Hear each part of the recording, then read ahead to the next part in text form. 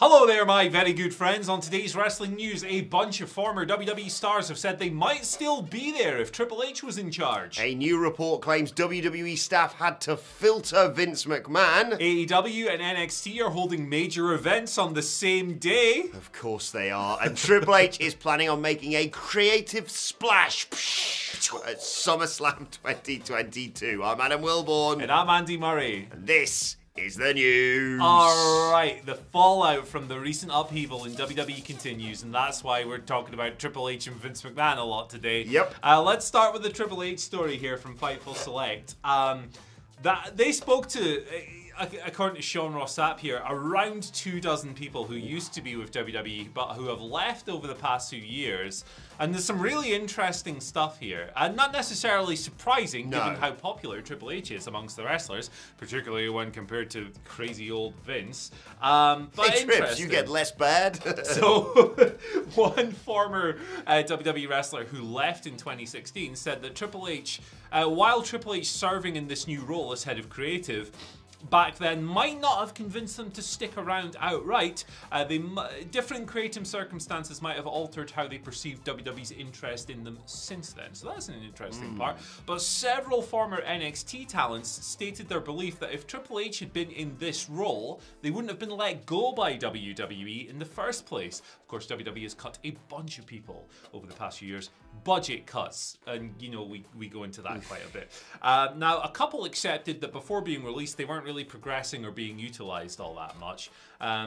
One stated extreme loyalty to Triple H, however, saying that things could have been much different had he been the boy of creative. That's his job title, isn't it? The boy of creative. That's official, yeah. One wrestler who has since signed for AEW and has said they're happy there, said they had zero confidence in finding creative satisfaction on WWE's main roster under Vince. However, they'd have likely re-signed with WWE if they knew they were going to Triple H's Raw or Triple H's SmackDown. That could be anyone. Exactly. Now, it's like 40 I thought I narrowed it down in my head then. I went, no, that applies to most people, yeah. There's quite a few of them.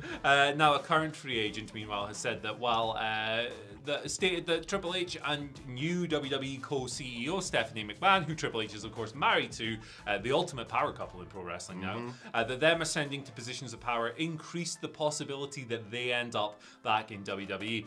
Now, only one of the people that Fightful spoke to said that they were taking like a wait-and-see approach with regards to whether or not Triple H will be better in this role than Vince, with literally everyone else they spoke to unanimous in their belief that he will be. So I think this is really interesting. I actually penned an article on our website yesterday all about this, an editorial. It's entitled "Why AEW Should Be Worried About the New WWE," because removing Vince from the equation and all the baggage he brings, this is a much more attractive proposition. Obviously, the proof will be in the pudding. Yes. Like, if TV still sucks ass 2 years from now, which I don't think it will, then it's a different story. But Triple H brings hope. Yeah, exactly. It's sort of like what I was hoping to hear, this report, in terms of the fact that, you know, WWE has been a mess in terms of making people feel wanted outside of a very exclusive few. Yeah. And, you know, I think we all sat there maybe with some slightly rose-tinted glasses and saying, well, it'll all be better when Vince is gone. But now it might actually be better when Vince is gone. Like, I can infer certain names from some of the people you were mentioning in that report, and that makes me very giddy with excitement. You and I have talked in the past about the fact that perhaps if anyone can get her to stick around in WWE, and I don't know whether that means coming back or still sticking around, because I'm still not 100% sure what's going on with Sasha Banks, it's Triple H. Yeah. Triple H is the guy. And just, the potential for guys who, like you say, maybe you were either overlooked or knew that NXT was completely the ceiling for them, and now NXT is not the NXT that they maybe were in under Triple H. And it's really interesting to think about what might happen to NXT now as well, because that was rebuilt in order to facilitate an easier transition to the main roster. But if the main roster is going to be more Triple H style than Vince style, what is the point of NXT 2.0? Yes. Very interesting times. All the colour's going to drain out and the skulls are coming back. We got the Warhammer aesthetics. Super interesting. Whether this pans out being good or bad, I think good, obviously. But however this pans out, it's super interesting time to be following everything in wrestling. When is it not? But especially right now, and I'm very excited to see Poppy perform at WrestleMania next year as well. I love Poppy, so I'm actually kind of alright with it. Be slightly jarring. Poppy featuring Pitbull, maybe. Code Orange, probably as well. Yes. Right, let's talk about the other side of this weird coin. Vince McMahon, Fightful Select, yet again coming through. A shout out to Sean Ross. Sean Ross scoop, more like. Oh, hey. no crap, just scoops. No poop, just scoops. Yeah. Sorry, Sean. That's not a thing. But they've published a new report about Vince McMahon and what it's like to work with him. Bad, by the looks of things. Apparently, people have revealed from within the company they had to Vinter. That's the word I'm going with. That's filter and Vince merged together. I thought you said Vintner, like Eric Rowan. Had to filter Vince McMahon. They had to learn what to write and what not to write when it comes to Vince and the minutes from the meetings, especially. In Fightful words, oh my God, what did he just say moments, along with bits of kayfabe and other things like that. Offensive statements. Yeah, I'll read what they exactly said. If a live feed of Vince McMahon on a headset any given night ever made it out, that it would provide a picture of the production experience, especially for the announcers. There were plenty of times, no surprises here, he was in a good mood, but he would blow up at the most ridiculous things and act like they ruined an angle that was far past its expiration date anyway. Pretends to be shocked gif. Yeah, out of touch old man. It says some offensive stuff. He says offensive stuff in meetings, and then when the show's going out, he's like, you've ruined the 20th Lacey Evans turn. What are you doing? Yeah, come on, guys. What's going on? Yeah, no surprises here at all. It's really interesting that people close to the situation are now feeling like they're willing to open up with outlets. Because if Vince finds out, it no longer has any consequence if it goes bad to him. So this is really, we're going to get more stuff like this, I feel. Yeah, no real surprises. Can I just say that I'm really glad he's gone? Yeah. Like, on every level from a creative standpoint. Like, the guy is accused of some really awful things. He signed non-disclosure agreements. Yeah, I mean, I really wish this change had happened sooner, obviously. But, like, when you cover WWE, it can be quite easy to become jaded with it because under Vince, you know certain patterns and you can see things coming a mile off, and there's very little in the way of surprises. We've been watching him do this not for 40 years because I'm not that old, but all our lives he's been the guy. Yeah. So with a fresh perspective and all of that, it opens up the possibility of like seeing some new things. And hey, I don't think Triple H has like a magic wand that he can wave and suddenly WWE is incredible like it was during certain periods in its past. But like now we actually have a reason to believe these things might happen because this old guy who's using offensive language in meetings and forgetting his own storylines and penning rubbish television, 5 weeks out of 6 or whatever. That's a weird ratio to use, but you know what I mean. I'm very happy about this whole situation. Yeah, I do it as a gimmick, but it is genuinely applicable here. You're telling me there's a chance? It's a great time to be a wrestling fan. Okay, you don't have to like one brand. You can like 2. Yeah. Did you know, guys, you can watch all wrestling promotions? Like me, I watch 2. I watch more than that, but I watch 2. I watch 2. Yeah, well, I mean, it's busy, man. Like between Raw and SmackDown. Yeah. There's nothing else, is there? Well, actually, I just flag it with the podcast. I watch 4: Raw, SmackDown, NXT, Level Up, and Main Event. Occasionally, it's an interesting final 2 there to choose. Yeah, occasionally AEW Dark. That's me. Yeah. Right, let's move over to AEW and WWE, and we're getting a one-night war maybe in September. So that weekend's nice and quiet, isn't it? Yeah. So it's a busy-ass weekend. The first weekend of September. On the Saturday, obviously, you have Clash at the Castle, Clash near the Castle, our show, which will more tickets on sale for that on Friday, and a special announcement for. Well, something else happening that weekend. That's all I'm legally allowed to say on Thursday. The biggest draw of the weekend. It's fair to say. People are going to Wales for that, and they're like, I might as well stick around for Clash at the Castle. Yeah, might as well watch the WWE tape. And then on Sunday, you have All Out, AEW, Chicago, Hoffman Estates. Sorry, I should say the Illinois natives get fizzing when you call that Chicago. So fair play, I'm sorry. Big Dustin's Estate will do instead. Yeah. Now NXT's holding a premium live event on the same day. Now we should clarify that we don't know if the timings are going to clash, right? This comes from Brandon Burston, by the way. If they got any bloody sense, they won't. Yeah, Big Bloody Brandon's been on. That could there's nobody. He's not worse than that's rubbish. Yeah, no, it's when you're When you parch for scoops, you go to the thirsty Brandon. I don't know. What are we doing? What are we doing? I really like him. It sounds like I'm slagging him off. A very nice man. Yeah. Sorry, but he does excellent work. But yeah, he's uncovered this premium live event that's scheduled for Sunday, the 4th of September. There's no word on what time it will start, so it might not go directly head-to-head with AEW, but it's interesting nonetheless. The AEW show starts properly at 8 p.m. Eastern. Yeah, the latest possible time we can start in the UK. Thanks yeah, 1 a.m. Cheers, Tone. But yeah, the NXT thing's going to happen. It'll probably be at the Performance Center. It'll be in Orlando regardless, according to Thurston, but probably the Performance Center. So, very interesting. The Wednesday Night Wars were a one-sided shellacking across the board. WWE outranked the AEW show once in 18 months of head-to-head combat. It was a complete failure from their regard. This is different, obviously. Yes. It's completely different circumstances, right? All Out is, I assume it's sold out. I've not looked at the numbers. So it's not like people are going to go, I'd rather buy tickets for this event on the other end of the country. The Performance Center is obviously a very limited crowd. In addition, they're not competing for pay-per-view buys necessarily because the WWE show will be on Peacock rather than traditional pay. Yeah. Whereas the AEW one will be, pay 20 quid on Fight or more if you're in the US or whatever. So, it's not quite the same as two TV shows airing at the same time competing for the same audience, but it's fun and we can bollocks it on the internet. Yeah, it's going to be... I hope you like your wrestling, because you're going to be getting a lot of it that weekend. What are we going to do? What are we going to do that weekend content-wise? We're going to be contenting out of our lugs. Just thinking about it. But yeah, we'll do something. And we got Clash Near the Castle, as Andy said. More tickets on sale on Friday. I don't think we're going to survive this. Good luck, everybody. Who's doing the live stream? Everyone. Yeah. Everyone and anyone that we can get our hands on. We'll do it on the bus home. Right, let's talk a little bit about SummerSlam. It's coming our way. God, Saturday, isn't it? I generally had a split second there. How do I SummerSlam's keep going down on shows Saturday. And WrestleVotes provided an interesting report about, Triple H's big plans for Triple this H and show. the Juice. Yes. Got some OJ. It goes down, as I said, Nashville, Tennessee. I feel like I've got a sneeze coming on.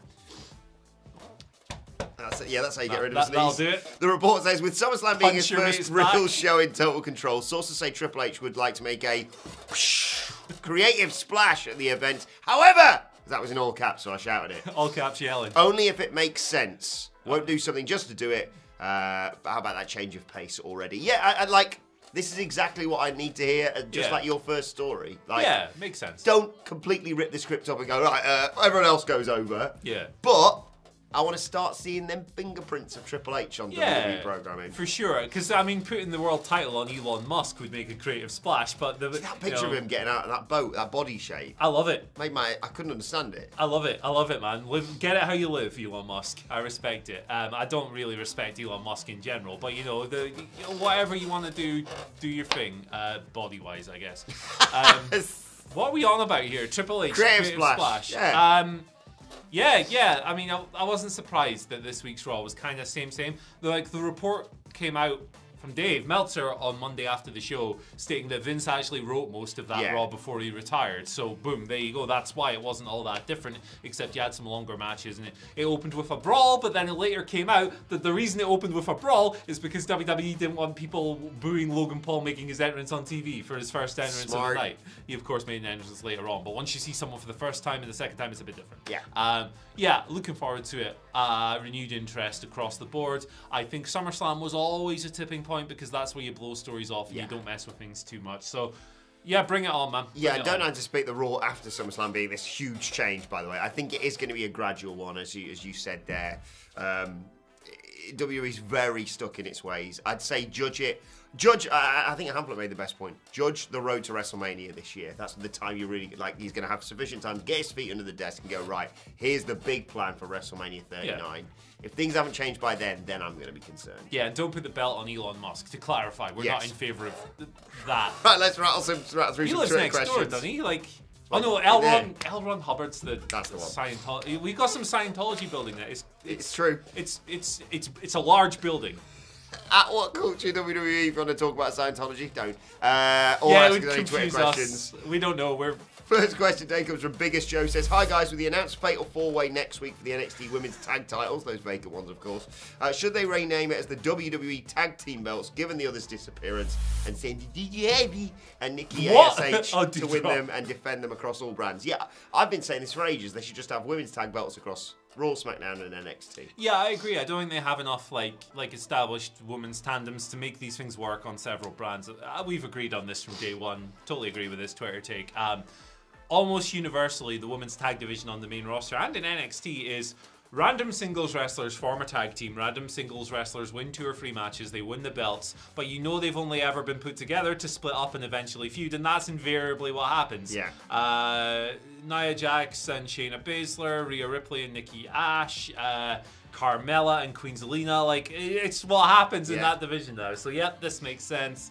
Just establish some teams. Make it make sense. Yeah. I wouldn't have Nikki ASH and Doudrop win them, though. No. I'd have the returning Iconics. Scottish connection. Scottish Iconics. Obviously. Handsome Rob gives us a second question of the day. He says, with Max Dupree supposedly gone, can we have LA Nia show up during a KO and Ezekiel segment and introduce himself? This just drives Kevin Owens even more insane. Let me just say right now, I'm incredibly biased. I love Eli Drake, LA Nia, and Max Dupree, Yeah, I'm a mark for this guy as well. Yeah, like he made Maximum Male Models. The guy is some worker because like his core shtick before Max Dupree, it was like Steve Austin and The Rock, like exactly. his cadence, and it was like he knew exactly what he was doing, and yeah, I fall for it every time. I love let me talk to you, all that. Like he can cut a 30-second promo and somehow include 20 catchphrases. It's so good. The guy's a hell of a worker. If I'm Triple H, honest to goodness, maybe there's a future for like the LA Knight character. If I'm Triple H, straight away I'm going Maxine Dupree. This was an interesting idea, but we're bringing the boy back. Yeah. That act was ace for like 3 or 4 weeks. It was stupid. It was funny. Marseille, Mansoir. Sorry to do this. Him doing this for promos with Adam Pearce popped me every single time. I don't care if he rubs people up on the wrong way backstage. Some people you just have to put up with in your job. Bring you it know back. about that. Bring him back and put the maybe not put the world title on him. Mid-card title. Yeah, mid-card title. Bring back Maximum Male Models. I thought, like, Sophia Cromwell is obviously a very young wrestling performer. She's not done a lot. That promo on SmackDown this week, not good. No. Get Max back. Why wasn't Ginny in that role? Exactly, yeah, I thought that was going to be the case. Gosh. But also, you can have her stick around. Just have her be the person who stands next to Max Dupree. Yeah, learns from him and then starts cutting more promos. Like, to be clear, I'm not writing her off. I'm sure she has a bright future and all of that stuff, but... Think about Paul Von Wagner in all this. What's Bon Wagner? John Bon Wagner. He can be one of the models. Bon Wagner. You're brilliant. You're a genius. John Harrison writes, good Wednesday, chaps. With the minor changes in WWE lately, do you think we'll see aesthetic changes to weekly shows and premium live events? In short, is the SmackDown Fist making a return? Come on, tell me there's a chance. It's the most sought-after return in WWE history, isn't Why? it? You know what it is? It is the two things that the small things that people love and would want to come back are the SmackDown Fist and Drew McIntyre's I dream broken dreams. Those are the two things. That will apparently get like an 8 million viewership. Yeah, bring back Drew's entrance too. I saw one YouTube comment once that was like, imagine if they brought back Broken Dreams for WrestleMania. Imagine 100,000 wrestling fans singing in unison. I don't know. I can't imagine one wrestling fan in unison singing that, to be honest. Say goodbye to your favorite guy. No. The SmackDown Fist. I'd like the SmackDown Fist to return, but instead of the fist, it's the Fiend face. Oh wow, the Fiend face, and then there's like the spectre of him. People have to walk through his mouth. What? Great idea. What if the set is not the fist, but in the fist place you got the Fiend, right? And then the bit you walk out is the fly. Oh yeah. Flatty's mouth opens. You come out covered in goo. That's it. And it's the Fiend riding the Flatty. Imagine the pop one day when that set's been in place for about a year, and the Fiend rides out in a Flatty's back through the Flatty's mouth that he's riding on the set. Fiendception. What is it they always say? Anyone who comes out of a crocodile's mouth is automatically over. We have lost our goddamn minds. Right, I'll bring it back on track here. Fall Guys. That's right, that's the day's end finally. There are 3 people from WWE being added as characters to Fall Guys. They'll be dominating, Fall Guys' words, dominating the arena on the 28th of July. Would you care to guess which 3 people from WWE they've selected? I've seen these, so I'm going to just guess wrong. The Fiend. No, although, can you imagine? You could have all 3. You could have Bray Wyatt, Husky Harris, and The Fiend. There you go. Collect them all. Gold Dust and the Iron Sheik. It's none of those. Two of these make sense. Xavier Woods, of course, King. big gaming guy, makes sense. Put him in Yep. Fall Guys. Same with Asuka. Yep. And then the other huge gamer. When you think WWE, you think gaming. You Rikishi. think The Undertaker. Oh. What? Well, I mean, I get it. You've got like, okay, gaming person, legend. But I think to promote this, you need to make The Undertaker play Fall Guys. Yeah. I mean, I Imagine don't him know. knocking one of those little squirts off and going. I think, like, you know, I think you're being a bit harsh on The Undertaker. Of course, he is well known for being a guy who's super in touch with the younger generation, super in touch with gamers. He has never gone on the record to say anything like, you know, today's wrestlers play too many video games. Yeah. They don't smoke 40 cigarettes a day. What do they know about it? He's never said anything like that at all. He's very progressive. He knows guy. the youth. I Yeah. think he's down with, exactly. If there's a guy who's down with the kids, you know, and understands video games, it's The Undertaker. Yeah. Yeah. I need the stream of Xavier Woods, Asuka, and The Undertaker all playing Fall He was Guys at the great same on time. Up, Up, Down, Down. All those times he was. That would be he was on so it. good. Yeah. Rolling his eyes back in his head because his character's been knocked off the goddamn map. Get him on one of Adam Cole's Twitch streams. Oh, playing please Elden let Ring. that. You let that happen. Right, let us know your thoughts on He'd that. actually all the probably time. quite like Elden Ring. He would 'cause like it's Elden Ring. miserable. I love it, but it's miserable. Let us know your thoughts on that and all today's news stories in the comment section below. Like, share, subscribe to WhatCulture Wrestling wherever you get your podcasts from. For Daily Wrestling Podcast, it's me and him today, talking Hey! all about NXT 2.0 and previewing AW Dynamite. What is it this week? Fight for the Fallen. Yeah, man. There's like a different one every week, isn't there? Fight It's for nuts. the Fish, more like. It's marine based, isn't it? The charity they're going for. I Should be called can't- Fight for the Fish. I can't remember, actually. Yeah, I think they mentioned it on last week. My brain has. Is it- I can't remember when my wife's birthday is, but I remember stuff like that. So, you know, the important stuff, clearly. Yeah. Anyway, thoughts, Twitter questions, all that sort of thing. At WhatCulture WWE. Watch there, follow both of us. Follow Andy Murray at. At Andy H. Murray. The H stands for H. Breathe. Ooh. On Twitter at Adam Wilbur. Follow us all at WhatCulture WWE. But for now, my thanks to Andy Murray. Thank you for joining us, and we will see you soon. This was weird.